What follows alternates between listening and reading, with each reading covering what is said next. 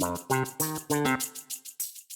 movie snobs, grab your swords for a samurai-sized filled adventure that might have been as lost as maybe Ronin without his master. We're diving into the 2013 film 47 Ronin. First, let's roll out our scroll and get the lay of the land. Set in feudal Japan, 47 Ronin follows a group of masterless samurai led by Keanu Reeves as they embark on a quest for revenge against an evil lord and mythical creatures. Yeah, you heard that right, mythical creatures. Now, before we unsheath our swords, let's talk about what went wrong with this Ronin's journey. Directed by Carl Rinch, 47 Ronin tried to blend traditional Japanese folklore with Hollywood action. But like mixing sake and tequila, it didn't work out well. The film's pacing? I've seen snails that travel faster wearing samurai armor than this movie. Now it's time to unleash an attack of fun facts and trivia. Fact 1. Keanu Reeves underwent extensive martial arts training for his role. He's basically John Wick with a samurai twist. Fact 2. The film's release date was delayed multiple times, and extensive reshoots were done to add more action and special effects. Clearly, someone was trying to salvage this Ronin. Fact 3. The mythical creatures in the movie are based on traditional Japanese folklore,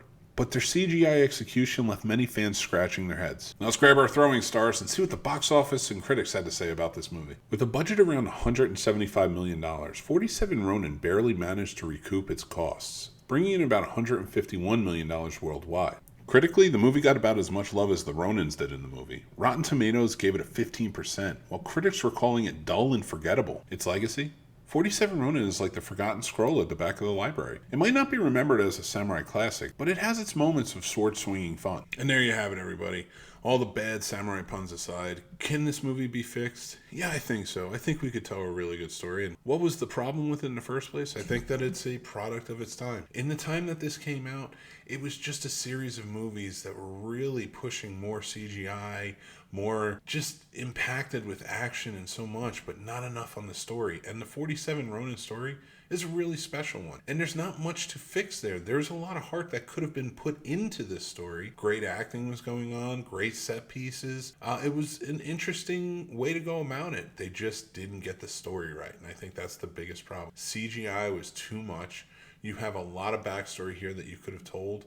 You could have touched down on. You could have done the mythical creatures, but you need to spend more time on this. You're not fleshing anything out. You're not telling us anything new about these creatures. Or the 47 Ronin.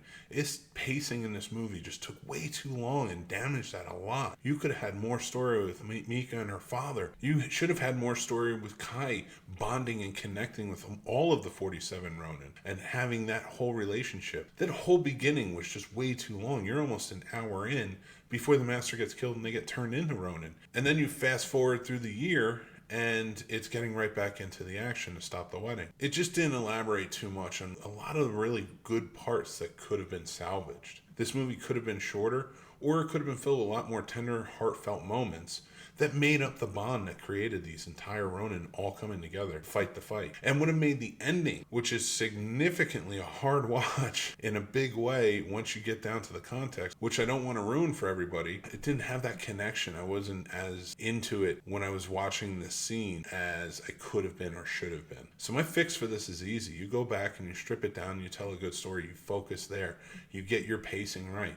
It really just needs to be put in the hands of a good writer. But if you can get the pacing right and tell the beginning part where the master gets killed and they become the 47 Ronin a lot quicker, and then add the rest in through the bond that needs to go through, not just fighting mythical creatures, not just haphazardly kind of getting into some things, but actually tell a thorough story that comes all the way through and tell a beautiful love story between Kai and Mika, tell The Last Samurai is really perfected what this could have been. It was just a wonderful tale that had a whimsical side to it. Crouching Tiger, Hidden Dragon, another one. That's more along the lines of what this story should have been told as. It's too important of a tale, and it could have been done really right. But this just got like an Americanized, bastardized treatment. So if you're going to fix it, I really think you need to put it in the hands of people who know the stories, know the lores really well, and can tell the story in a beautiful way, because this is a great tale. I'd love to see this remade in the right way, because I think it could be done perfectly. You can either get rid of the mystical side of it, or you can keep it. But if you tell it the right way, you can't not win. But yeah, I did like it for those moments. Overall, as a movie, I did not enjoy this. But I'd love to know what you guys think. Did I fix the movie?